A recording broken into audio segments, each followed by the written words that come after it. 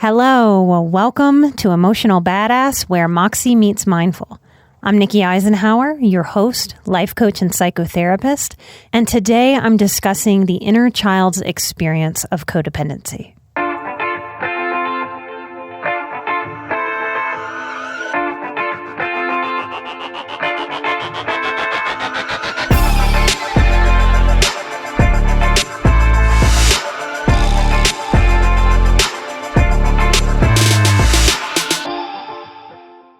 So I want to talk today about something that can be really delicate, but really, really important.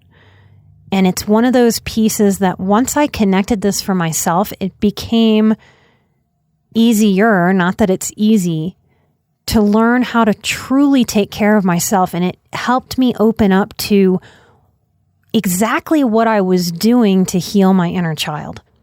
It helped motivate me to work on codependency. In a very recent live stream on our Patreon, we've talked a lot about grief. And believe it or not, codependency is something that we grieve. So there's so much around codependency and our inner children as highly sensitive people, as empaths, as survivors of childhood trauma.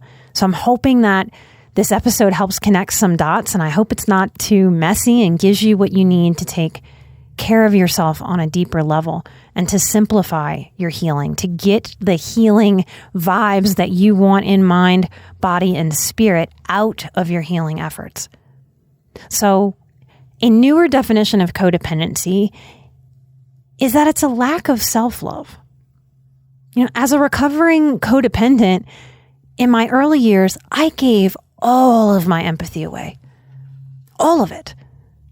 I thought that was the right thing to do. It was part of how I was programmed, though I know no one around me was intentionally trying to program. It's just that we get programmed with whatever messaging is enforced around us. As children, we're being programmed and have no idea that we're being programmed. Even as adults, not just children, even as adults, we are a population that is suggestible. Now, if you study hypnosis, and I'm not a hypnosis practitioner, but I have studied it a lot to understand it and to use certain elements of it for myself and in my work with clients. But one of the things that I learned studying hypnosis is that even each adult is suggestible. That's the term. And that has nothing to do with how intelligent you are. It has to do with how your subconscious receives a message. Some of us are just more suggestible.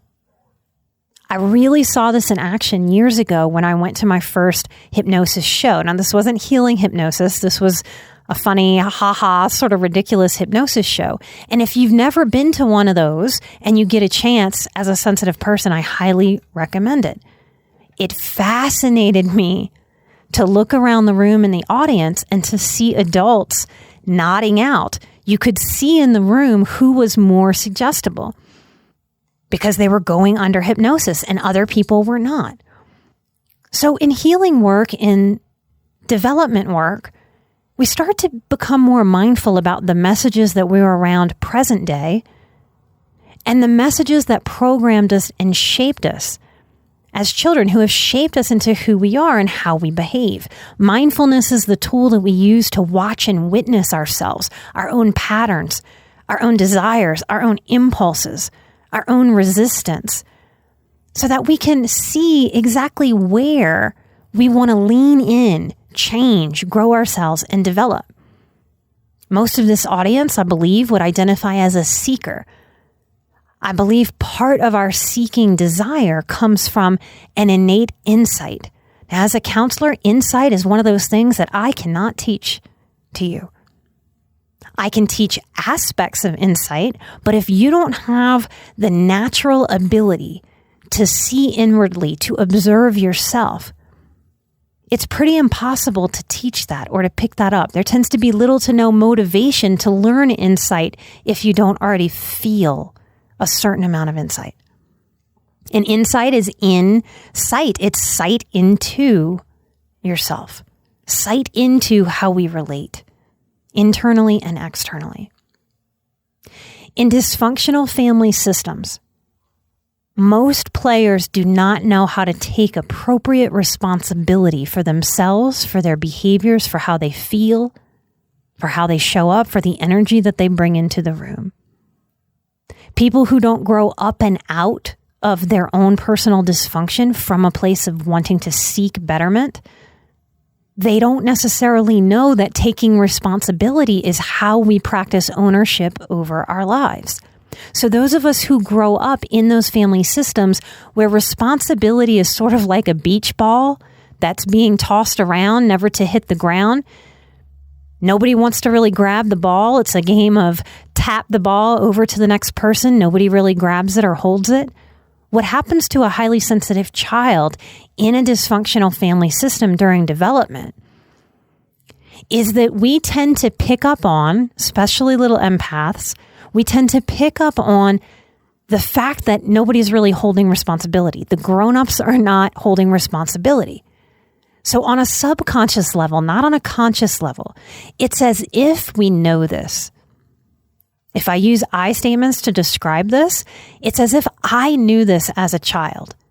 And I had this brilliant idea. It was brilliant for my age, but it wasn't so brilliant for the bigger picture of my life. But it was brilliant for those little moments. And anybody who does this, it's a certain amount of brilliance because it's how we survive a dysfunctional, chaotic family system. So my brilliant little HSP idea was, on a subconscious level again, not a conscious thought. The subconscious idea was, I know how I will be valuable and worthy in this family system. I will be the responsible one. I will be the fixer. I will be the caretaker. I will step in whenever anyone needs me. And that got reinforced for me as it has been reinforced for so many of you who grew up in chaos. We tend to grow up believing that people pleasing and over-functioning for others is the way that we gain love, appreciation. We might not even get seen at all or noticed in family systems until we show up as a helper to help somebody else. So it becomes how we get seen, how we feel special, how we feel valuable. It's how we calculate our worth. And in a family system where soft place to fall, softness, love, affection, encouragement, joy, happiness, high-fiving each other's successes, in a system where that is not known, allowed, practiced, or invited, it's very brilliant, spectacularly brilliant, that a little being could figure out a way to feel worthy. So I'm not mad that I figured out the best way I could possibly survive and try to get some emotional needs met. I'm actually grateful that my inner child figured that out. I can look back and see, wow, I naturally was a little helper. I had that spirit in me, and I was trying to figure out how to get my needs met. Thank you, younger self. But as we grow up, as we start to live our grown-up lives, as we start to work or create families of our own, we tend to bring this type of codependent over-functioning for others forward. And we bring it into every realm because this is how we've learned to feel worthy. This is how we've learned to feel productive and capable, valued by other people. It's how we ensure that other people need us so we can't be abandoned. At least that's what we think, even though it doesn't necessarily work and pay off that way. People can still leave, no matter how codependent we are. But that's the thinking, the internal belief, the subconscious programming that comes forward with us until we're facing this dynamic and doing different work and doing our work to be able to let go of this type of dysfunctional caretaking, this over caretaking, this over functioning of others, giving all of our big empathy caretaking away. So what I wanted to do today was put language to this for you. So I'm going to speak as the collective voice of the inner child. I'm going to try to put language to the experience of how the inner child witnesses the codependent behaviors of the adult self, the over-functioning, the showing up for others. You're going to hear me speak in absolutes, all or nothing, which is something I often advise not to do. So why am I going to do that? Because as children, we don't have enough experience. We don't have enough brain power. We don't have enough comprehension. We can't hold an idea of a bigger picture. And so as children, we tend to process in absolutes, always, nothing, extremes. So I'm going to speak this way because I'm speaking from the perspective of the inner child. Because this is about how the inner child feels, what their perception is. So the inner child, my inner child, if she were to see me acting very codependently, would sound like this. I don't like this. I don't like how this feels. Why does everybody else get all of you? I don't like watching you show up for everybody else, no matter what. You always say yes to what everybody else wants to do. They never get a no. Doesn't matter how tired you are. It doesn't matter how hard you worked. It doesn't matter how many other things we have to do that day. I don't like that. It makes me feel sad and angry and lost. I don't think I'm very important to you. Everyone else is important. When I was little, Mom and Dad didn't think I was important, and you don't think I'm important either. I never get to be important. I always get the short end of the stick. Is there ever going to be a time when I count or I matter? Will anyone care for me and hold me? I need a safe place to fall. I need you to be my safe place to fall. On the healing journey, part of the process is to learn how to see these things, acknowledge these things. And part of the acknowledgement is apologizing to our inner children. I was so sad when I first realized this. It's a hard thing to realize. I was programmed this way, and it's the only way I've known to be. And I thought it was the right way to be, the good way to be. I thought I was being a good person. It's very sad to realize that I continued this codependent dysfunction well after I was away from the bulk of the codependent system because it had become me. It was inside of me. And really, there was no way I could have known any different. So I've done work to apologize and own that for my inner child and to commit to her that I will help her feel important, that she is important to me, that she has always been important. And I work to honor my grown-up self and my little girl every day of my life. Now, at first in my healing, that was very mindful, very intentional, and took a lot of energy. Now it's easy, it's natural, it's just my way of being. And if you're early in the healing journey, I want you to know that you can get there too. And that most of my life, I felt very strongly that it was impossible for me to get to that kind of peace, that kind of self-care.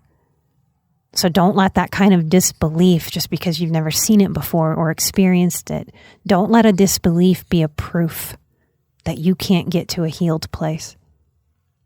Those of you with suicidal ideation, often I believe that this is why, as highly sensitive people. Because what is an inner child to do as he or she feels so desperate to be seen and heard after a lifetime of not being appropriately seen and heard, or shamed and dismissed? How is an inner child supposed to feel? How is our inner psyche supposed to handle recognizing that childhood had to be about everybody else and us not getting our needs met? And then here grown-up self is still doing that, is attending to everybody else, work, school, everything that everybody else needs, every requirement.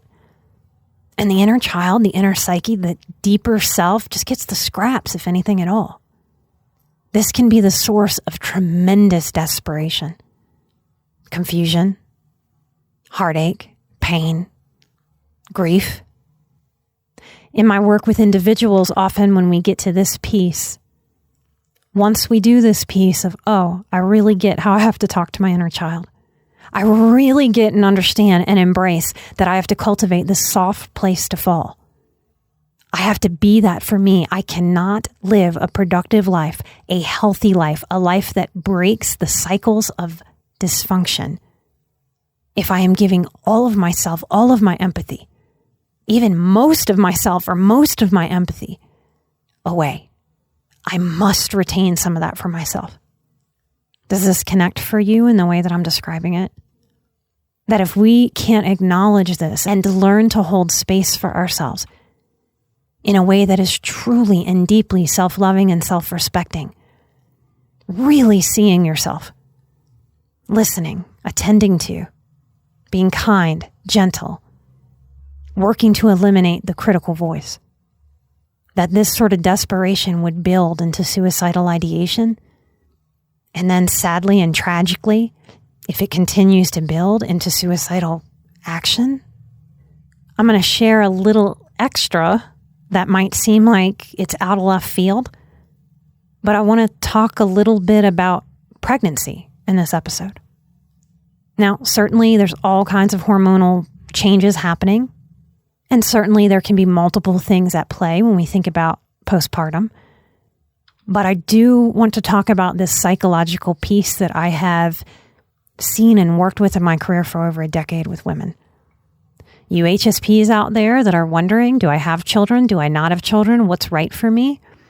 This is something that I believe if we understand it before we walk a path of having children, we can fortify ourselves against postpartum. That might be a controversial thing to say, especially within medical community that deals in an illness model. I don't deal in an illness model. I deal in a wellness model and prevention.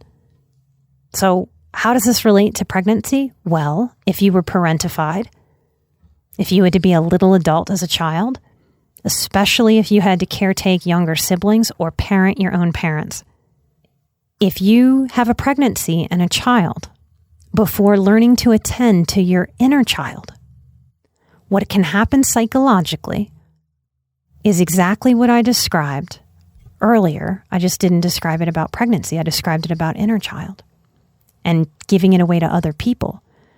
If your inner child sees you go from parenting and giving to everybody else without giving to yourself, and then you have a child, that inner child can be very sad and feel very, very desperate and depressed. Because that child winds up representing, I can never have it be about me. I'm not going to be able to get my needs met. That is the type of depression that I have seen in HSP women who have not done inner child work, who come from very dysfunctional family systems and have children before they're able to do a good bit of work. Now, if you're hearing that and you're like, oh my gosh, I am pregnant, or I'm about to get pregnant, or I already have one and I have done this, don't panic. There's nothing to panic about. This is good stuff to know, because even if you have a brand new baby right now, as you hold space for that baby, you can also hold space for your inner child. You can invite that work as if you're nursing and caretaking and holding and rocking little you and that new baby. When you make the decision to become a parent as an HSP, especially after childhood trauma, you can use the opportunities that your children present to help cue you, to help show you as you give to them. Because remember, you're good at giving it away as a codependent. We are good at giving it away. So lots of you are excellent parents to your physical children. And really all you have to do is retain a lot, give some of that energy to your own inner child. When I do this work with women, I have seen it over and over and over again take care of or fortify against potential postpartum. So I hope this episode connected the dots, and I hope this is just another little piece that helps you understand what this inner child stuff is. That it's not kooky, it's not crazy, it's not hokey. It is us actually figuring out exactly how to reparent our wounds, how to fill in our voids. And that's just good human work at a base level, because no parents can give their children 100% of everything that they need. And some families and parents give children too much. And we must figure out how to appropriately even give ourselves less. So the inner child work that each of us needs to do is very nuanced and different. A lot like ourselves. As a human tribe, all of us are very similar. We're not really unique. And yet, here's the paradox. All of us are special and unique. So there's lots of similarity in the work that we need to do, and there's also lots of specific nuance to some of this work. So in this episode and all episodes and everything that I do, remember to take what works for you and leave the rest. If my work resonates with you, if you want to hear me talk more about inner child and boundaries in the Boundaries course, I tie in inner child work into the Boundaries course. We're getting close. We're going to blink and it's going to be here. So if you want to use the early bird code before the discount ends at the end of this month, September 2021, use code earlybird21 to save $100 off the full price of the course. It'll make the course $350, or you can purchase a very affordable payment plan. We have some payment plan options. It is a commitment to myself that I made a long time ago, years before the show, that it was important to me to figure out how to bring this healing work to as many people as possible. This is a course that's going to be like a big college classroom online, and that helps me keep the cost of the course down. It is my favorite thing to teach. So far, this will be my 6th year teaching it. I love doing it every year. Come find out more or sign up and reserve your spot at emotionalbadass.com/boundaries. I want to thank those of you who take your precious time to get on iTunes and write us a 5-star review. If you haven't done that and you're a listener of the show, we very much request that you take a moment and help support the show by giving us a 5-star review. That really is the thing that works that funky iTunes algorithm that nobody really understands to be able to have the show suggested to more and more people. So when you do that with your time and your energy, it's not that my ego needs the 5-star review. It's that really makes the algorithm share the show with more and more and more people. And as I speak on controversial topics and really challenge people to put down their anger, I am so, so grateful for those 5-star reviews because it really helps combat the angry reviews that we get. So thank you so much. I want to thank 24-year-old Optimist who wrote a review saying, "So grateful I found this podcast. Love it so much. You have the most amazing and soothing voice." Thank you so much. That always strikes me when someone says that to me. Little tiny nugget of my history is that my mother used to make fun of my voice. I've done tons of things to work on being able to find my voice in front of people. It used to shake. I used to sweat and get dripping wet sweat if I had to speak in front of anyone. And I really spent most of the years of my life thinking I had a horrible voice that sounded terrible and nasally and grinding to people instead of pleasant. So there's so much when you start sharing yourself in an authentic way, not just in a podcast form, but just in your life and in the world. Because when you do, people like 24-year-old Optimist might show up and tell you something that just connects with your heart, connects with a message that you didn't even know you needed. You didn't really need it. It just adds a little bit of oomph to your work. In this way, we are supports for each other. We are social tribal creatures. And while it's all of our responsibilities to take care of ourselves, to do our own healing work, to rally and find resilience when life sends waves of struggle, of chaos, of trauma, we can also receive from each other. So thank you so much. I want to thank Miss DL. They say, "Thank you. I'm not one for listening to these things, but I'm so happy I did. It's just what I needed. So happy I stumbled onto this. Thank you." Well, I am honored that you don't listen to podcasts and you're listening to mine. Thank you so much. I hope it helps. I want to thank Lovely Chaos, Kaeos. They say contagious courage. Nikki, you are appreciated. Thank you. I appreciate y'all out there listening and sharing it. I admire your courage and your passion. I have been able to apply so many positive changes to my life since I started listening to your podcast. Thank you for making me feel understood for the first time in my life. It's very considerate for you to create short episodes for the convenience of your listeners. For what it's worth, I vote longer episodes. She says, I can be nourished with Nikki knowledge all day. Thank you so very much. And for those of you who do want a little bit even more of me, we do have the hour live streams once a month on our Patreon. So that's a whole hour of me just going on and on and on. I want to thank Jacqueline. She says, I've been looking for a solution for an answer to my pain and emotions. So my head is constantly trying to make sense of every problem and how things got to that point. It's been exhausting and blaming myself and looking for an answer. Jacqueline, I'm so grateful that you found the show. Thank you for listening. Thank you for being the change in the world. I want to thank Brandy Raymundo. They say, empowering. I love this podcast. Your voice is so gentle. Oh my goodness, you guys, thank you for affirming my voice. I appreciate you. Your views are so non-judgmental. You give hope to all us Southern girls. Hello, Southern girls who are out there.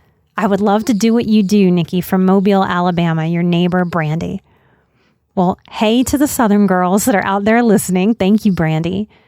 And that reminds me, all of you who are struggling with Hurricane Ida, we are working behind the scenes to make our next Patreon Pay It Forward give to people who are suffering and recovering from Hurricane Ida. I am a New Orleans native and I send light and love out to all of you.